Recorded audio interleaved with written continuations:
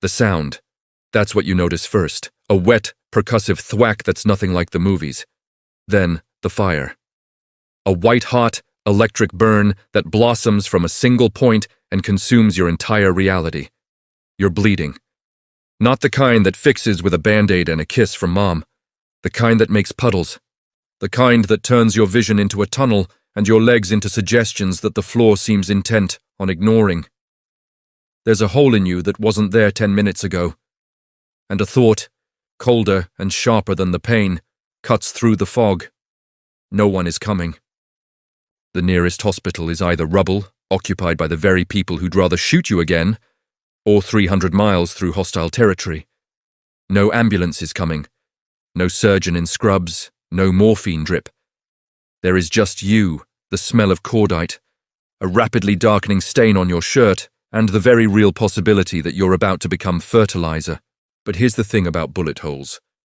They're surprisingly democratic. It doesn't matter if you're a prepper with a bunker, a scavenger, or just unlucky. The human body, when perforated, leaks the same way. Your brain is screaming. It's telling you to run, to hide, to curl up, to deny. This is panic. And panic is a luxury you cannot afford. Before you treat the wound, you must treat the mind. Take one breath. Just one. Feel the air, cold and metallic, hit your lungs. Now focus. Your body is a machine, and that hole is a mechanical failure. You are no longer a person, you are a mechanic. And if you can keep your hands steady, if you can keep your panic at a simmer, you might just plug that leak long enough to see tomorrow. No worries. We're doing field medicine. Apocalypse style. Step 1. Stop the bleeding before you become a statistic. Your first priority is pressure, not the existential kind, though you've got plenty of that. Physical pressure. Find the cleanest cloth-like object within arm's reach. A t-shirt, a towel, a curtain, hell, a sock if that's all you've got. This isn't a sterile OR, this is damage control. Fold it. Make a thick pad. Now press it directly onto the wound, and I mean press, like you're trying to smother a small fire. Like you're trying to push your fingers through your own body. Because that's basically what you're doing. You are smothering a hemorrhage before it turns you into a deflated meat balloon. Hold it there, hard. Your arms will shake, your teeth will chatter. Do not care. Hold it. Now the urge to look, it will be overwhelming. Is it working? Don't you dare. Do not peek. Do not lift it to check if it's still bleeding. Of course it's still bleeding, you have a hole. Peeking is failure. Every time you lift that pad, you are tearing off the fragile, life-saving clot your body is desperately trying to form. You are ripping away the microscopic sandbags your platelets are stacking, and you are back to square one. Except now you're dizzier, and the room is spinning like a broken carousel. If the cloth soaks through, do not remove it. Add another layer on top, and press harder. If the wound is on an arm or a leg, elevate it, get it above your heart. Gravity is free, and in this new world, it's one of the few friends you have left. It's surprisingly effective. If it's on your torso, well, you can't exactly levitate your liver. So skip this part and just keep pressing. Your life, for the next 5 minutes, is this pressure. Nothing else exists. Step 2. The tourniquet. When pressure isn't enough. Look at the blood. Is it a steady, dark ooze? Pressure will handle that. Or is it pulsing? Is it bright red? Is it spraying with each beat of your terrified heart like a busted radiator hose?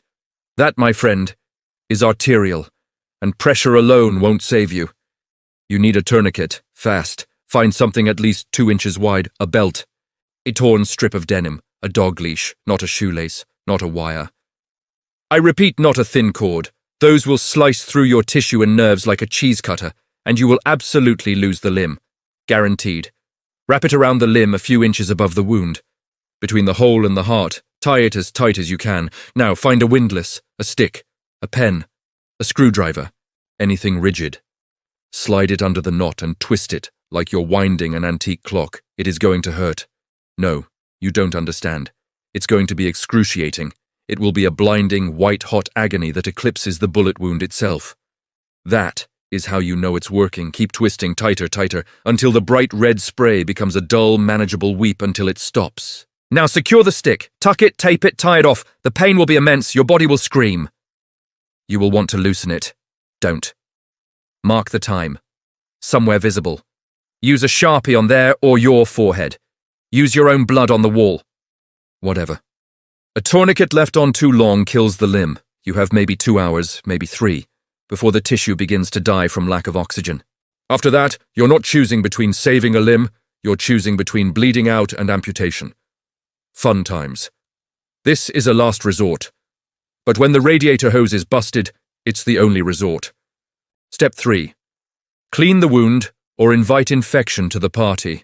Assuming you're not dead yet, congrats. The bleeding has slowed. You've won the first battle. Now comes the part where you prevent sepsis from finishing what the bullet started. Infection is the silent patient killer that comes after the main event. You need to irrigate the wound. Translation. Flush out the dirt, the fabric, the fragments of your own life that hitched a ride into your body. Boil water if you can. Let it cool until it won't cook your insides. You're wounded, not trying to make soup. No stove? Use bottled water. No bottled water, tap water is better than nothing even if it tastes like rust and regret. Get a syringe if you have one or just pour it. And pour it into the wound, not a dribble, a stream. You're trying to wash out debris, not baptize it. You need mechanical force. If you have a precious bottle of saline solution, now is the time to use it. If you have hydrogen peroxide, use it once to bubble out the initial gunk, but do not overdo it. That fizzing is satisfying, but it also damages healthy tissue, and you don't have any to spare. What about alcohol? That bottle of vodka or whiskey? Save it. You're going to need it later for the psychological damage. Pouring it on the wound will sting like hell, won't sterilize as well as you think, and is a criminal waste of good anesthetic. Now, pat the area around the wound dry. Use a clean cloth, or let's be honest, the cleanest cloth. Nothing is truly clean anymore. Do not scrub, do not rub. You're just setting the stage for the next horrifying act. Step 4. Pack the wound, because holes don't magically close themselves. This is where grown men faint. If the bullet went clean through, an entry and an exit, you've got 2 problems. If it didn't, you've got 1 hole and a piece of hot metal playing hide and seek with your vital organs. Either way, you need to pack it. Find sterile gauze. If you can't, find clean gauze. If you can't find that, find the cleanest piece of fabric you can get your hands on. That t-shirt you didn't use for pressure, rip it into strips. Now, take a breath.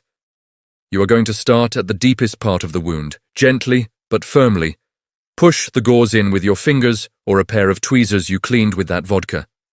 Don't just cram it all in at once. You layer it. Feed it in. Think of it like you're stuffing a tiny, horrifying turkey. The goal here is simple. Fill the entire cavity to apply internal pressure. You're trying to stop the bleeding you can't even see. You are creating a new, artificial floor for the blood to clot against. There's a sweet spot.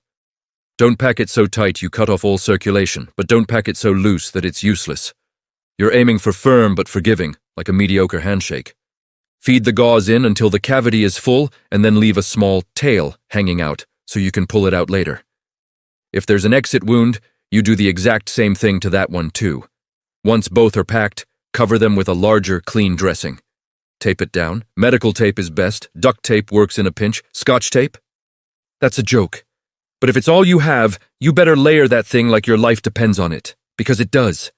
Let's move on. The hole is plugged. You feel a dull, throbbing ache that has replaced the sharp electric pain. You are winning. But the war has just begun. Step 5. Antibiotics. The difference between survival and sepsis.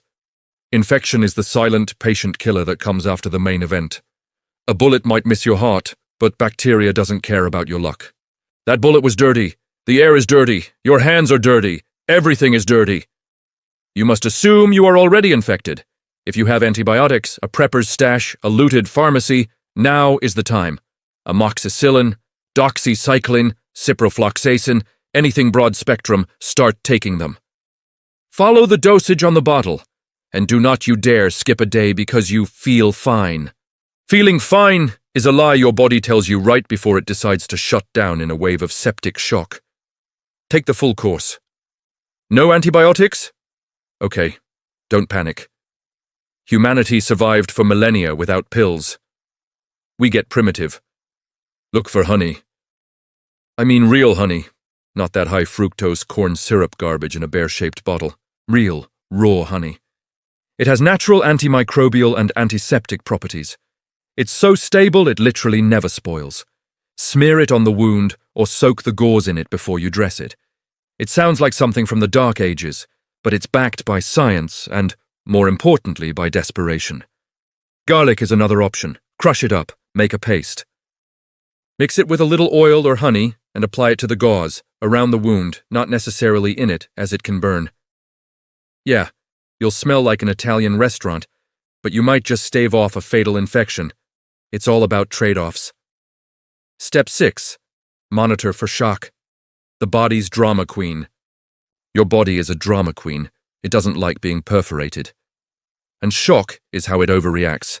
Shock kills more people than the actual injury. The bullet hole itself might be manageable, but your body's response can be to simply give up.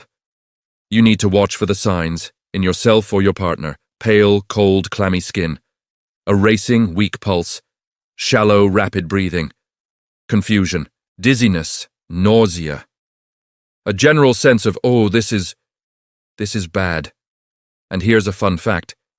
If you're checking these symptoms on yourself and you realize you're confused, that's a very bad sign. If you feel it coming on or see it in someone else, act immediately. Lie down, elevate the legs if you can, about 12 inches. This helps get blood back to the vital organs in the core. Get warm, now. Your body is losing its ability to regulate temperature. Use blankets, jackets, sleeping bags, anything. Sip water, but do not chug it. Your stomach isn't interested in processing a gallon of anything right now. Just keep the mouth moist and stay awake. Talk, sing, recite old phone numbers. Do not close your eyes. So why does any of this actually work? It's not magic. It's just plumbing. Your body is already trying to save you. Blood clots are just your platelets, your body's first responders, sticking together like microscopic sandbags. The pressure you apply is just the reinforcement, helping them stack faster and build a dam. A tourniquet. That's just shutting off the river. It stops the blood from reaching the construction site. It buys you time. It doesn't solve the problem. Packing the wound creates that crucial internal pressure. It creates a scaffold, a framework for those platelets to build on. The antibiotics, or the honey, are your special forces. Sent in to kill the invaders, bacteria, before they can colonize your shattered territory. Your immune system does the rest. If you survive the first hour, your odds double. Survive the first day, and you might actually make it. And that brings us to the punchline, the brutal, hilarious punchline. There's no hospital, there's no doctor. It's just you, some makeshift supplies you scavenged, and the stubborn animal refusal to die on a dirty floor. But look at you. The wound is packed. The bleeding has stopped. You are still breathing. In this world, that is a win. Step 7. The long watch. What happens now? This is the part they don't show. The bleeding is stopped, but the real fight begins. The next 72 hours are a tightrope walk over a canyon of sepsis. You must change the dressing every 12 to 24 hours. This is non-negotiable. When you pull that packing out, it's going to hurt. It's going to pull at the new healing tissue. Do it anyway. Be quick, be gentle, be firm. And as you do, you're looking for signs. Is the redness spreading? Is the skin around the wound getting hot to the touch? Is there a new kind of swelling? And the smell.